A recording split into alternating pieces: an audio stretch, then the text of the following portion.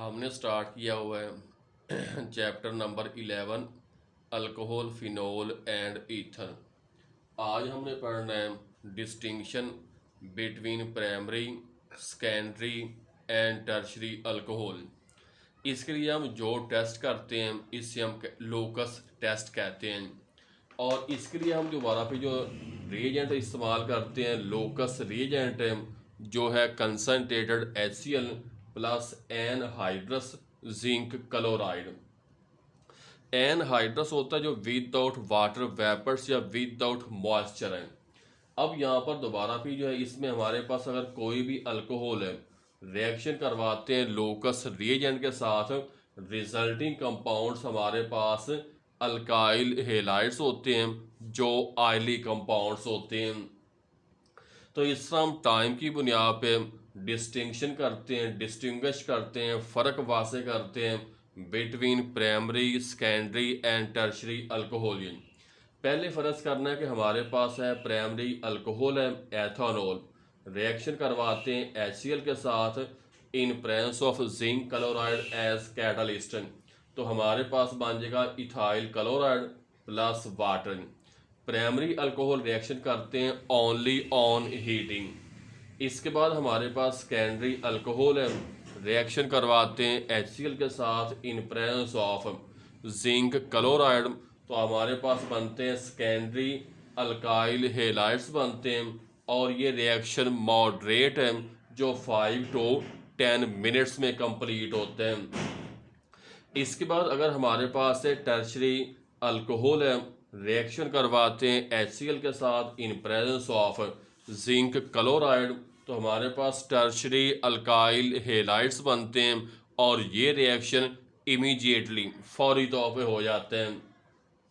तो इस तरह प्राइमरी अल्कोहल से primary alkyl halide only on heating, secondary alcohol से सेकेंडरी अल्काइल हेलाइड रिएक्शन होना है 5 to 10 मिनट्स। इसके बाद हमारे पास टर्शरी अल्कोहल है, रिएक्शन करेगा लोकस रिएजेंट के साथ, टर्शरी अल्काइल हेलाइड बनेगा और ये रिएक्शन इमीडिएटली है। इसके बाद हमने करना है distinction between methanol and ethanol. मेथानॉल और एथानॉल दोनों हमारे पास प्राइमरी अल्कोहल होते हैं। इसके दरमियान डिस्टिंक्शन के लिए जो हम टेस्ट करते हैं इसे आयोडोफार्म टेस्ट कहते हैं। आयोडोफार्म टेस्ट में हम इस्तेमाल करते हैं iodine in presence of a strong base such as sodium hydroxide.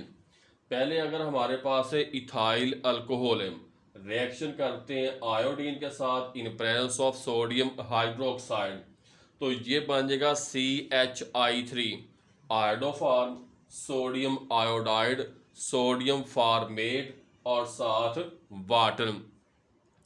इसमें जो हमारे पास आयोडोफार्म है इसके येलो कलर के प्रेसिपिटेट्स बनते हैं जिससे हम आइडेंटिफाई करते हैं कि इनके साथ रिएक्शन करने वाला जो हमारे पास अल्कोहल है वो एथानॉल है।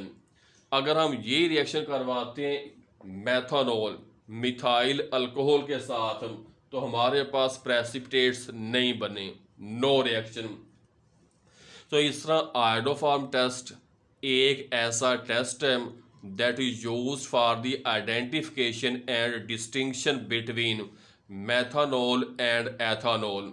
अगर iodine in presence of sodium hydroxide reaction करके येलो कलर के प्रेसिपिटेट्स देता है, आयोडोफार्म देता है, तो हमारे पास अल्कोहल है एथानॉल। और अगर प्रेसिपिटेट्स नहीं बनते तो फिर मेथानॉल है।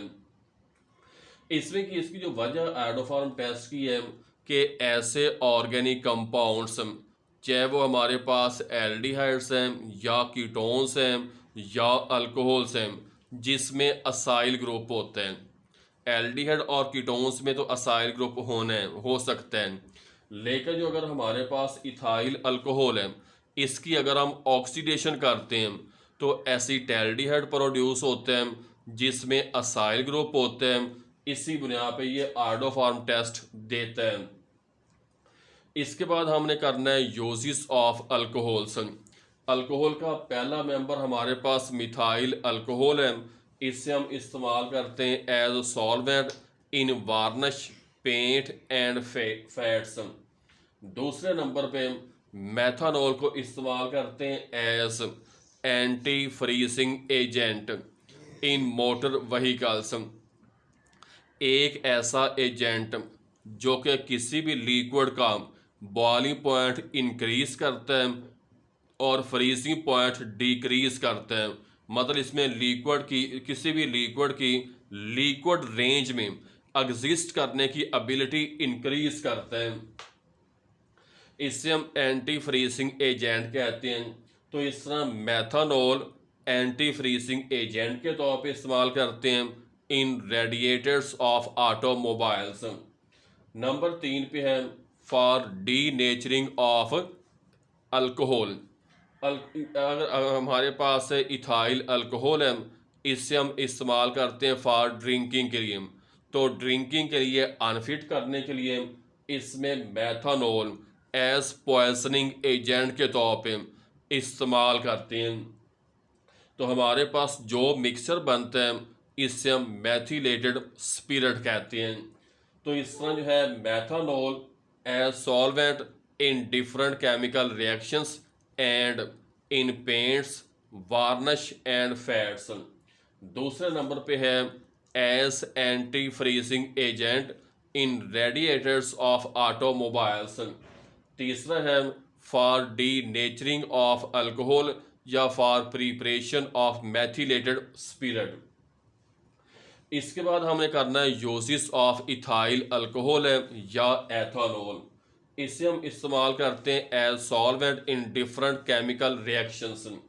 दूसरे नंबर पे इस्तेमाल करते हैं as a fuel in some European countries. Number 3 पे है फॉर ड्रिंकिंग। नंबर 4 पे है इन फार्मास्यूटिकल इंडस्ट्रीज, मेडिसन्स या अद्वियात बनाने वाली जो है इंडस्ट्रीज हैं, इसमें एथानॉल एक एजेंट के तौर पे, रॉ मटेरियल के तौर पे इस्तेमाल होते हैं।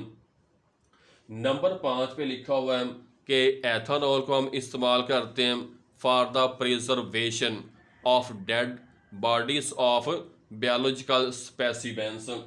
जो हमारे पास मुर्दा जानवर या पौधे होते हैं, इनकी डेड बॉडी को प्रिजर्व करने के लिए, महफूज करने के लिए, डीकम्पोजिशन से रोकने के लिए जो हम एजेंट इस्तेमाल करते हैं, इसमें एथानॉल भी है।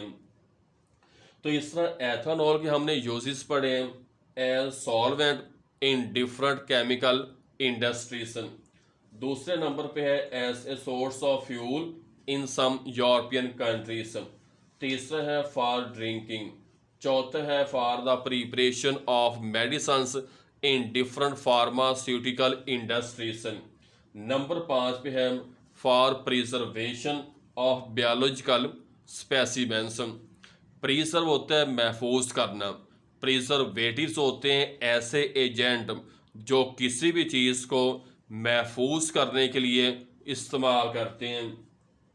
तो इससे हमारे पास जो कई बायोलॉजिकल स्पेसिमेंस होते हैं, इसे प्रिजर्व करने के लिए, महफूज करने के लिए इथाइल अल्कोहल इस्तेमाल कर सकते हैं।